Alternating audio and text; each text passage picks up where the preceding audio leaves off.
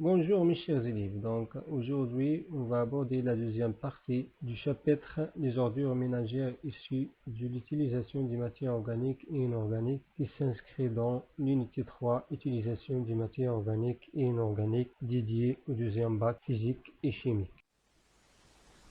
La deuxième partie, les techniques de réutilisation et de l'industrialisation. إذن من خلال هذه الفقرة سنتعرف على بعض تقنيات إعادة استعمال وتصنيع النفايات المنزلية ou bien ce qu'on appelle les ordures ménagères ou les déchets ménagers. Commençons par la première technique, le compostage. Donc comme définition, le compostage est la décomposition biologique de la matière organique par des micro-organismes sous des conditions aérobies en une matière qu'on appelle compost ou bien humus, engrais organique. من خلال هذا التعريف فكومبوستاج عبارة عن ظاهرة يتم من خلالها تحلل المواد العضوية ما يسمى بالتحلل بيولوجي بتدخل دي ميكرو أورغانيزم متعديات مجهرية، وهذه العملية تتم في ظروف أيروبي يعني بحضور الأكسجين،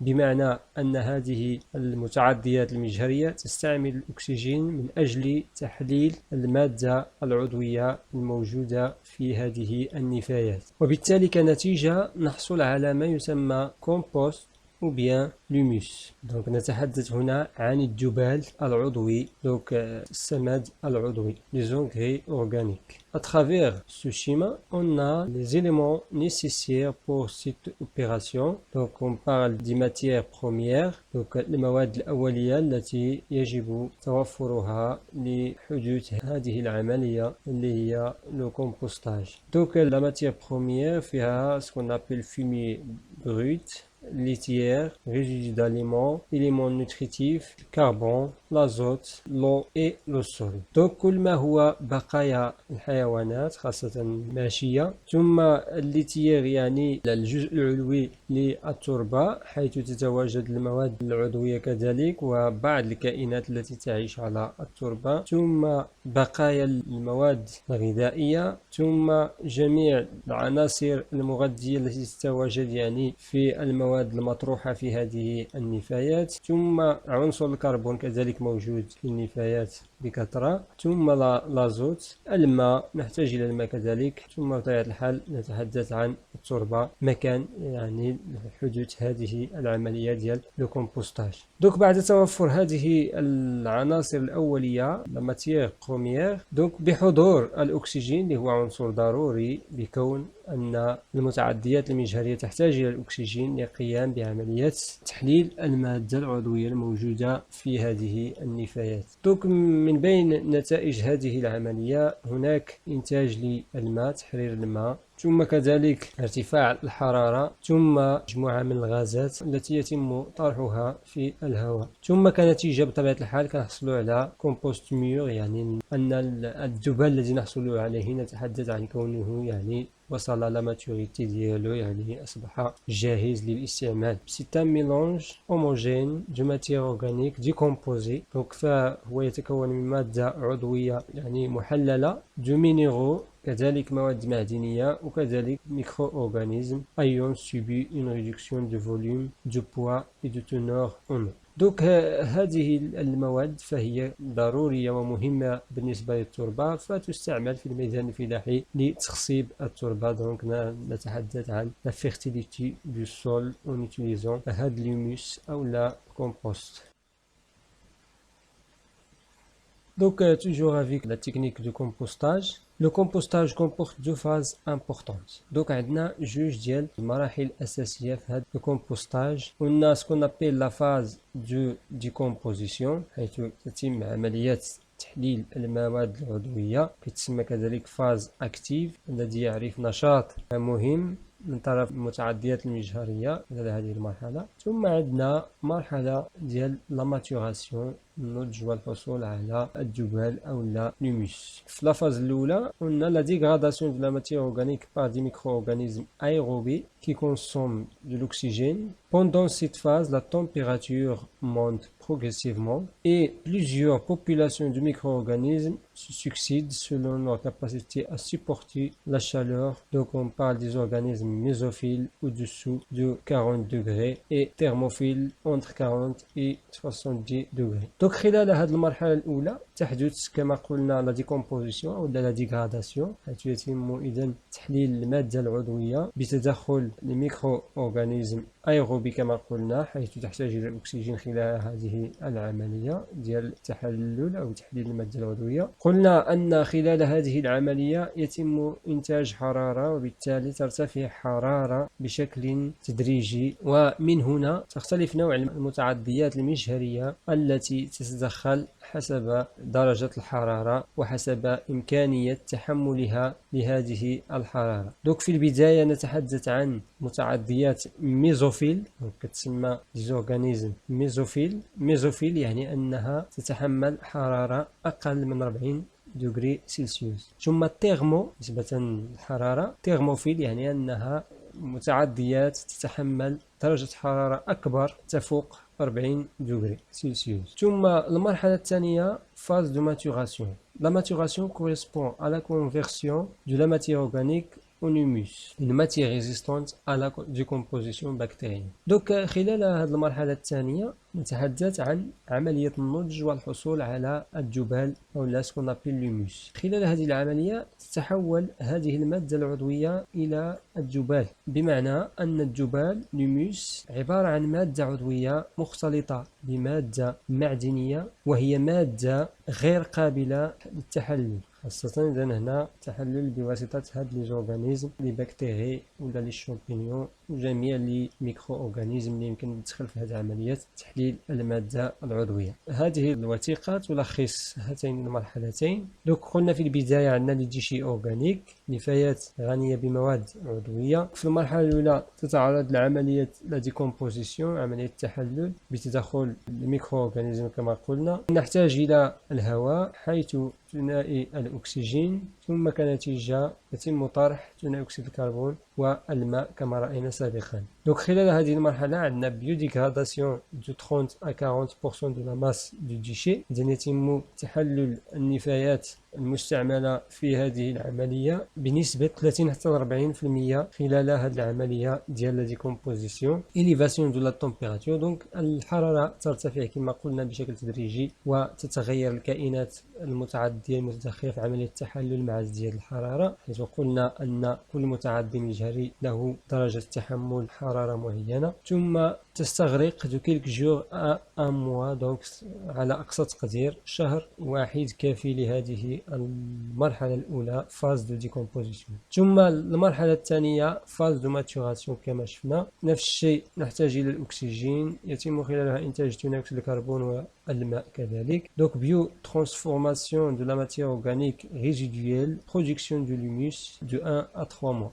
دوك المرحلة الثانية تحتاج إلى شهر حتى 3 أشهر، خلالها يتم إنتاج كما قلنا لوموس أو لا الذبال. تتم عملية تحول أو تحويل المادة العضوية إلى مادة اللي سميناها دونك لوموس. ثم في الأخير كنتيجة نحصل على الكومبوست، يعني من هنا جات اسم ديال الكومبوستاج، دونك الريزيدو اللي كنحصلوا عليه اللي هو عبارة عن ذبال عضوي يستعمل كما قلنا لتخصيب التربة، دونك pour la fertilité du sol. بالتالي دونك أهمية فلاحية. دونك بعد لي ميكانيزم يعني اللي كتكون مصاحبه لهذه التقنيه ديال الكومبوستاج، هناك مجموعه من الظواهر. دونك تحدثنا عن ارتفاع درجه الحراره، فهنا مع ارتفاع درجه الحراره قلنا تتغير المتعديات المجهريه التي تتدخل، حيث أن كما نلاحظ مثلا هنا ديستركسيون دي شامبينيون. دونك لي شامبينيون تتحمل فقط حرارة أقل تقريبا من 55 دغري. ثم بعد ذلك هناك يعني تدخل متعديات تيرموفيل اللي قلنا أنها تتحمل حرارة أكبر بين 40 حتى 70 دغري. ثم بعد ذلك تتراجع درجة الحرارة، وكما تلاحظون مرة أخرى دونك ريانستالاسيون دي شامبينيون بعد إذن عودة الحرارة إلى المستوى الذي تتحمله هذه المتعديات المجهرية. ثم في الأخير دونك لا ريفي دي ماكرو أورغانيزم، دونك في الأخير تتدخل يعني خاصة يعني في لا ماتوراسيون تتدخل مجموعة من الكائنات أو المتعديات اللي هي ماكرو كحشرات ترى بالعين المجردة، حتى هي كتساهم في هذه العملية ديال لا ديكومبوزيسيون دو لا ماتيير أورغانيك وتحويلها إلى مادة معدنية مختلطة بمادة عضوية كما قلنا اللي كنسموها لوموس أو لا كومبوست. دونك ظاهرة أخرى لو brassage. À travers ce graphe, on a effet d'un brassage régulier sur la température d'un compost. Donc كما تلاحظون معي هنا، فكلما قمنا بعملية ديال التخليط ديال هاد لي ديشي المستعملة في الكومبوستاج إلا ونلاحظ ارتفاع درجة الحرارة بعد كل عملية تخليط. إذا كيف يفسر ذلك؟ فقلنا أن هذه الحرارة المرتفعة مرتبطة بالنشاط ديال المتعديات المجهرية، حيث كلما كان نشاطها كبيرا إلا ويتم إنتاج درجة حرارة أكبر من خلال هذه العملية ديال تحليل المواد العضوية. وبطبيعة الحال قلنا تحليل المواد العضوية تحتاج إلى الأكسجين، وبعد كل عملية التخليط وتحريك هذه المواد المستعملة، هذه لي ديشي المستعملة في الكومبوستاج، إلا ووفرنا أكسجين أكثر وتهوية أكبر، دوك لايغاسيون ديال هذه المواد، وبالتالي تسهيل العملية ديال الكومبوستاج والرفع من نشاط المتعديات المجهرية، وهذا ما يفسر إذن ارتفاع الحرارة مرة أخرى. دوك نفس الشيء هنا كذلك. ثم في الأخير بطبيعة الحال بعد تحليل جميع المواد العضوية فيبقى النشاط البكتيري أو المتعديات المجهرية ضعيفا، وبالتالي حرارة ضعيفة. Les avantages du compostage. Premièrement, réduction du volume du déchet, amélioration de la structure du sol par augmentation des agrégats, pénétration des racines, facilité exploitation du sol favorisée, meilleure perméabilité à l'air et à l'eau et une bonne rétention d'eau. En se minéralisant, le compost fournit des substances nutritives progressivement assimilables par les plantes, évite la pollution des nappes phréatiques. Donc الأهمية ديال هذا الكومبوستاج، أولا يتم النقص من حجم النفايات خاصة النفايات العضوية، ثم ثانيا تحسين البنية ديال التربة، حيث قلنا أن استعمال ليموس أو الذبال الناتج عن هذه العملية يساهم في تخصيب التربة وتقوية بنيتها وتكون سكون لي زاغريغا كومبلكس أرجيلو هيوموس، والتي يعني تسهل عملية ديال لا بينيتراسيون دي راسين، دونك تسهيل عملية دخول لي راسين ديال لي بلونت لو سول، وبالتالي استغلالها في أخذ المواد التي تحتاج إليها النبتة في هذه التربة الغنية بالمواد الموجودة في الذبال. ميور بيرميابيليتي عليه، دونك قلنا أن هذه العملية ديال تخليط التربة مع الذبال كذلك تسهل وتساهم في عملية ديال لايغاسيون، تهوية ديال التربة، تسهيل كذلك دخول الماء في التربة، والرفع من لا ريتونسيون دو لو بالنسبة للتربة، يعني أن التربة تحافظ على الماء مدة لكي تستغلها النباتات خلال نموها. نسو مينيراليزون، دونك فهاد لا مينيراليزاسيون اللي كتعرض لها كذلك هاد المواد على مستوى التربة كتوفر لنا لي سوبستانس نوتريتيف، مواد معدنية مغذية بالنسبة للنباتات، ثم كذلك في الأخير دونك منع لا بوليسيون دي ناب فرياتيك، دونك تمنع هذه العملية تلوث ديال المياه الجوفية من خلال كما شفنا النقص من هاد لي ديشي التي يمكن أن ترمى في الطبيعة بشكل عشوائي، وكذلك الحفاظ على جودة وخصوبة التربة التي لا تسمح يعني بسكون نابيل للسيفاج ديال المواد في اتجاه الفرشاة المائية.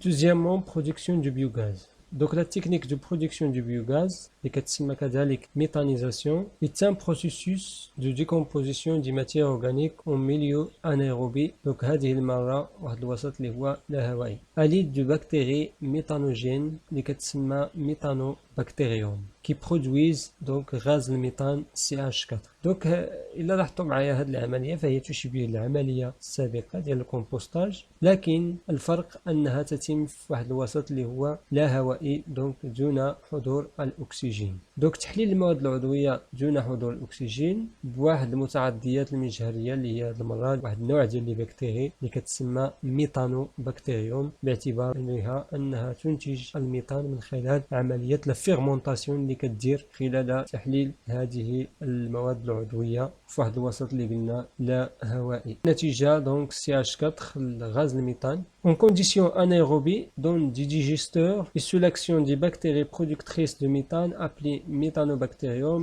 Les matières organiques des ordures ménagères sont utilisées pour produire un biogaz. Mélange gazeux donne le méthane utilisé comme source énergétique. Le résidu organique est utilisé comme compost. دوك كما قلنا من بين الشروط الأساسية أنه يكون عندنا واحد الوسط لا هوائي، ولتوفير هذا الوسط اللا هوائي كنستعملوا ما يسمى لي ديجيستور كوم فو فوايي دون سيت فوتو. دوك عندنا لي ديجيستور اللي هي أماكن دونك مغلقة لا تسمح بدخول الأكسجين، وبالتالي توفير وسط لا هوائي لهذه البكتيريا ميثانوبكتيريوم المنتجة للميثان. دوك تقوم بعملية تحليل المواد العضوية الموجودة في هذه لي زوردور ménagères donc النفايات المنزلية، ثم نحصل على مجموعة من الغازات أهمها دونك غاز الميثان الذي يستعمل كوقود كمصدر طاقي يمكن استغلاله في عدة مجالات. ثم بطبيعة الحال في الأخير نحصل على واحد الريزيديو، واحد البقايا عضوية اللي كتستعمل كجبال كذلك. دونك لو سبسترا كنستعملو مجموعة من المواد الأولية اللي كتواجد في لا ماتير أورغانيك، كل ما هو بقايا عضوية مواد دهنية الموجودة في لي ديشي. دونك تحدث عملية سكون أبيل فيرمونتاسيون دونك تخمر بيولوجيك واحد درجة حرارة ديال 38 دوغري، يعني الشروط ديال هاد لي ديجيستور اللي كتكون كما قلنا لا هوائية. ثم دوري مويان تقريبا 40 يوم لكي تتم هذه العملية في واحد درجة حرارة كما قلنا 38 دوغري. ثم اون فاز ليكيد دونك فكتكون مواد يعني شبه سائلة داخل هاد الديجيستور. بطبيعة الحال كما كتلاحظوا الشروط التي يجب أن تتوفر في هاد الديجيستور دونك واحد الكيوف اللي هي ايطونج بالتالي لا تسمح بدخول الهواء، شوفي دونك كتكون ساخنة، ثم اجيتي يعني ممكن نستعملوا واحد الآلات اللي هي كتسمح بلاجيتاسيون وبالتالي عملية تخليط هذه المواد لتسهيل عملية ديال تحليل المواد العضوية من طرف هذه البكتيريا داخل هاد لي ديجيستور. ستوكاج دو بيوغاز دونك ماكسيموم 1200 متر كوب équivalent en énergie à 700 litres de fuel. الوقود ديال الفيول يعني 700 لتر ديال الوقود ديال الفيول يقابل يعني 1200 متر مكعب ديال هاد البيوغاز كمادة طاقية.